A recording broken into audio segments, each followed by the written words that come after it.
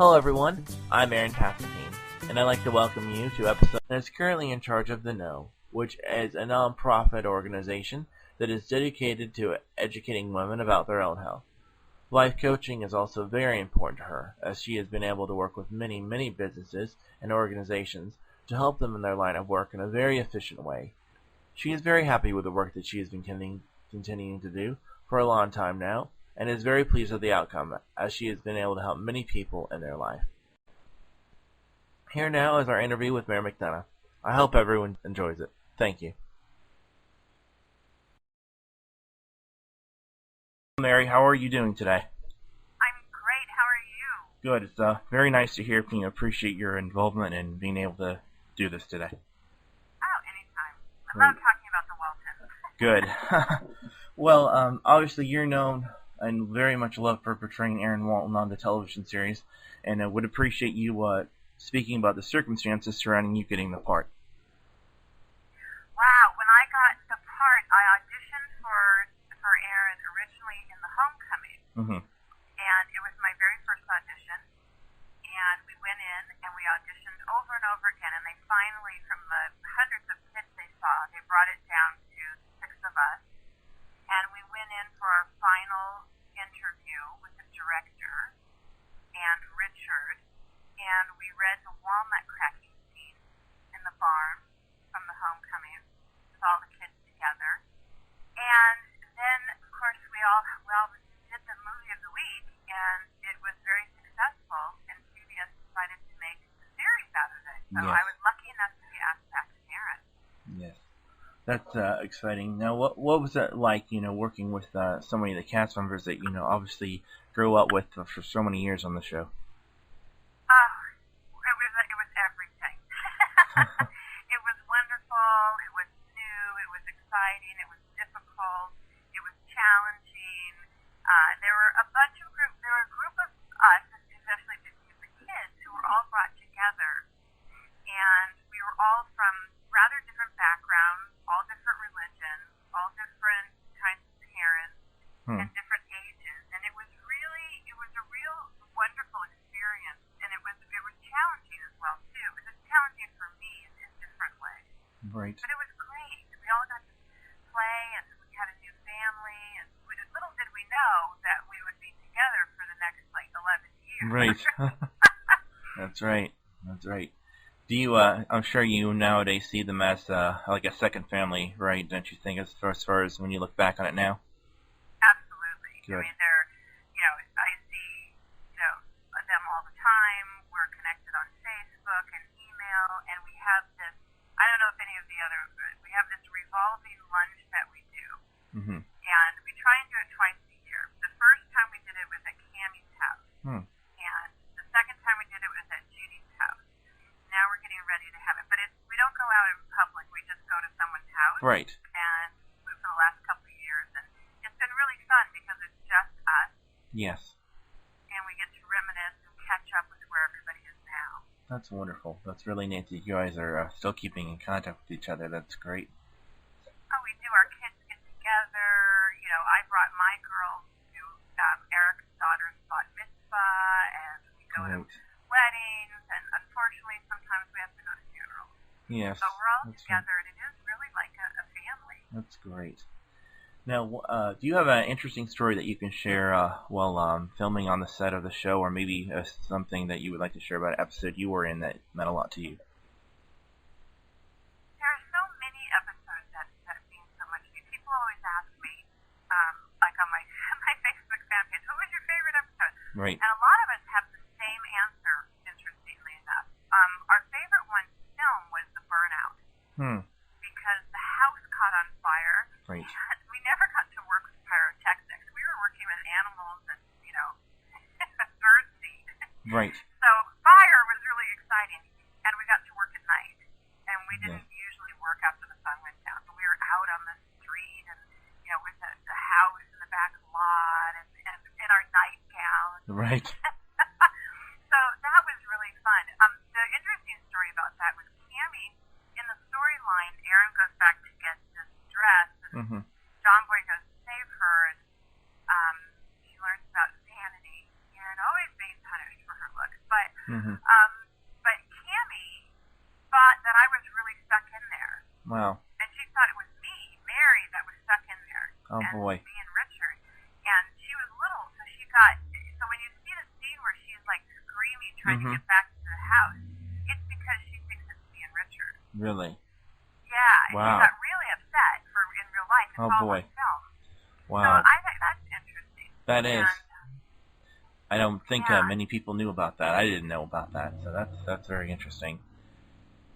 Yeah, because we didn't come out, so right. It's very realistic. Right. Well, it's a good thing you got out of there.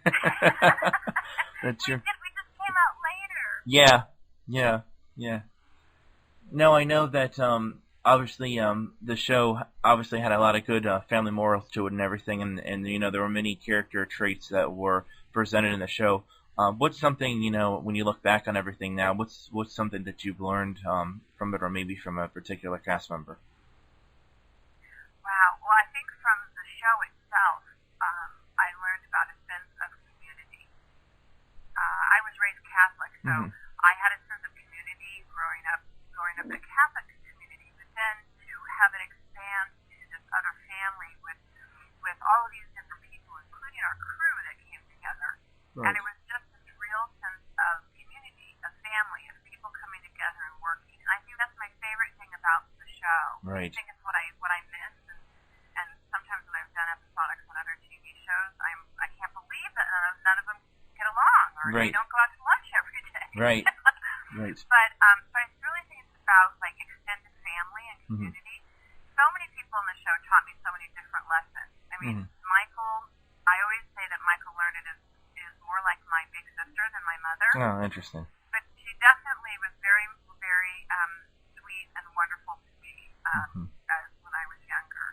And I have a lot of these stories in my book, so they're all fresh in my memory. Good. But Michael has become like a big sister. She's given me advice and counsel in my own life, and that has really, really helped and guided me. You know, Great.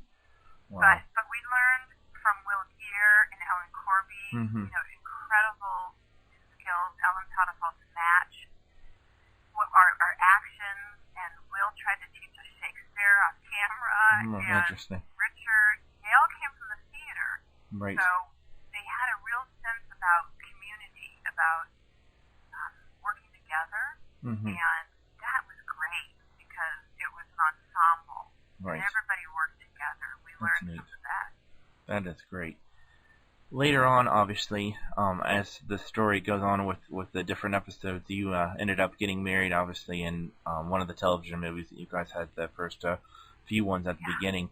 And what was your thoughts, you know, when they said, okay, you know, you're going to be married now and all this stuff? What were you thinking about all that? Well, you know, it was okay to be married on the show. I didn't know that the show was ending soon. Right. So it was like, okay, it's not going to go anywhere, really. Right.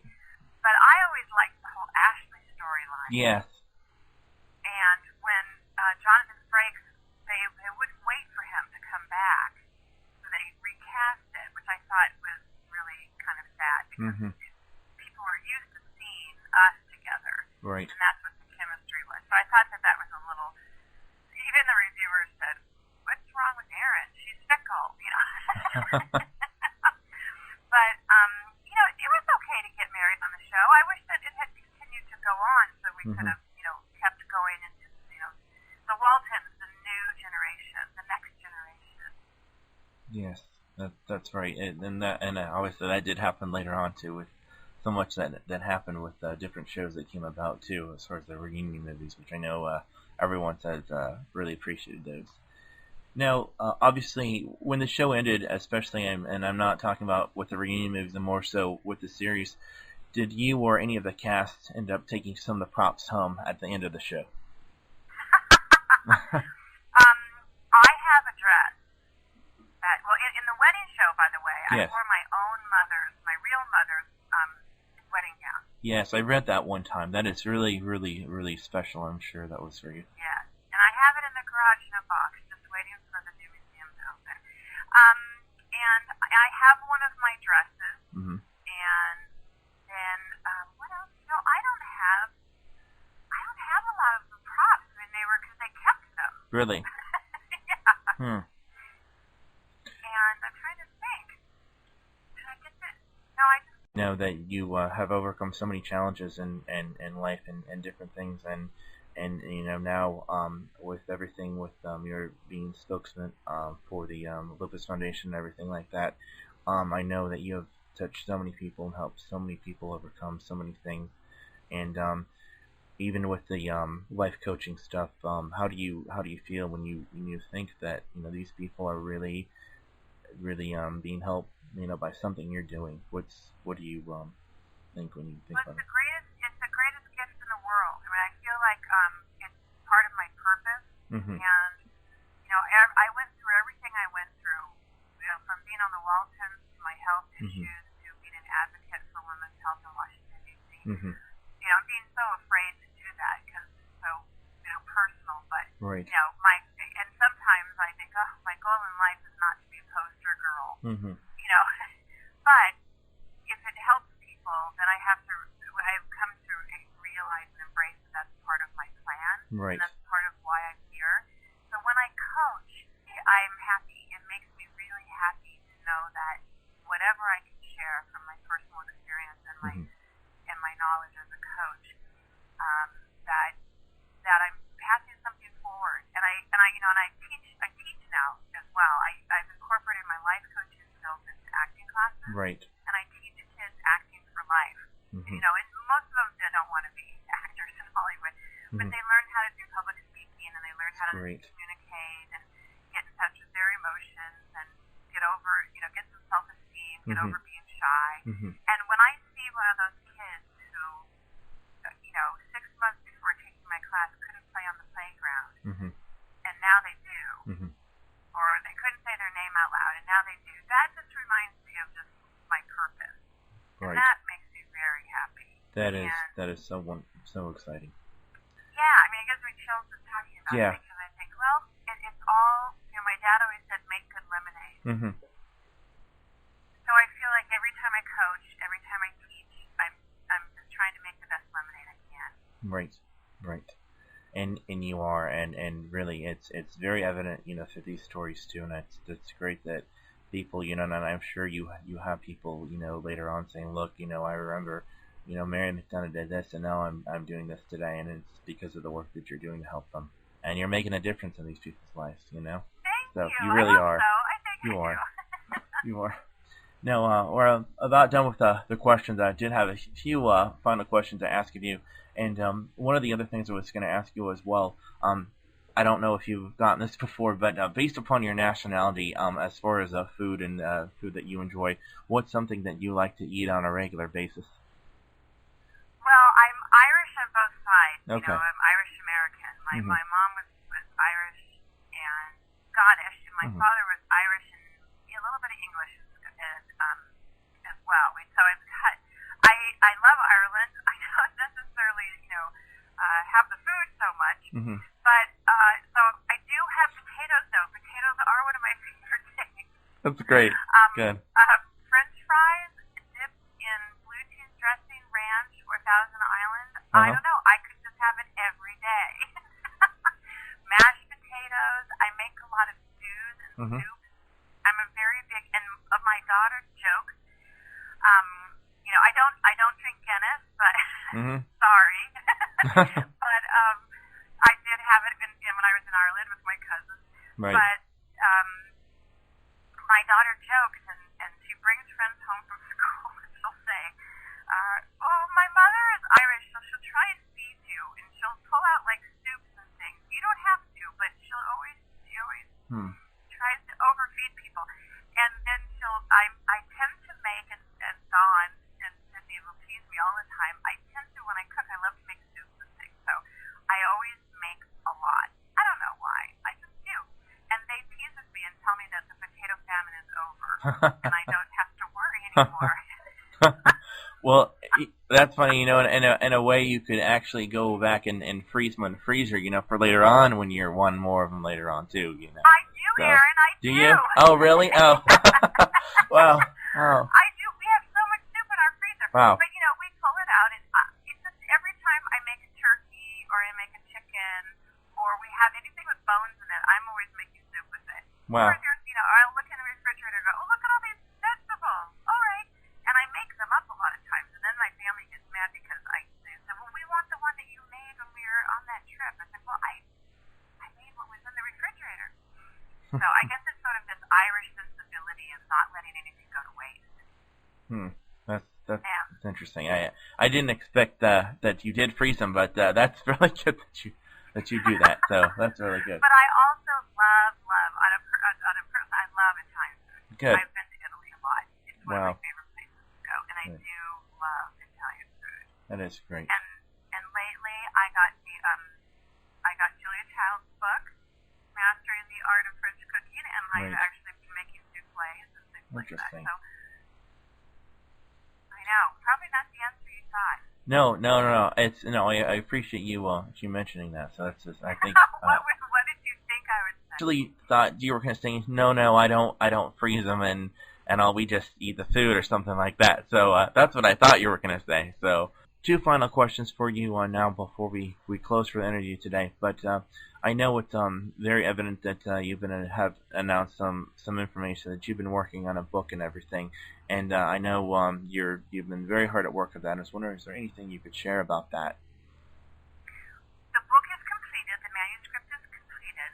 And yes, we've been working on it for about 3 years. Beverly Nault is working on it with me. I've been writing it, and she does all of the technical, mechanical stuff that I don't do as well. So it's a great partnership. And we are waiting to hear from a publisher in the next, hopefully, couple of weeks. Good. But I'm saying that it will be out this year because it just has to be done. But we will get it done and out this year. And the exciting thing is Earl Hamner wrote the foreword. Great. I was so honored that he said to me, well, I'll consider it, but I need to read the book first. Right. And so I had him read the book, and I was on pins and needles thinking, oh my gosh, how can I give it to such a great writer? And, it's so nerve-wracking. Right. And then I was very honored when he said he loved the book, and he would absolutely write the foreword, which he did. Great. Well, so that's a great honor. Exciting. Yeah, and it's very, it sort of chronicles my journey from growing up on the show to my own issues with, my self-esteem, my body image issues, and what led me to make the terrible decision to have breast implants to try and fit into the world that I didn't feel I fit into, and then getting very sick, and then becoming an activist for women's health. Right. So, and then to where I am now, and where the whole journey, wild as it is, has led me to. Right. When you look back on even the show today, what's maybe in a sentence or two, what do you say about it today as far as everything in general when you look back? The Waltons was just one of the greatest experiences of my life. I spent over half my life on the show by the time I finished it, so I didn't really know anything else. Right. But I have to say, the older I get, the more I appreciate the show with its morals and messages and values. And I realize how much that is inside of me and how each person on the show touched my life and taught me so many great lessons.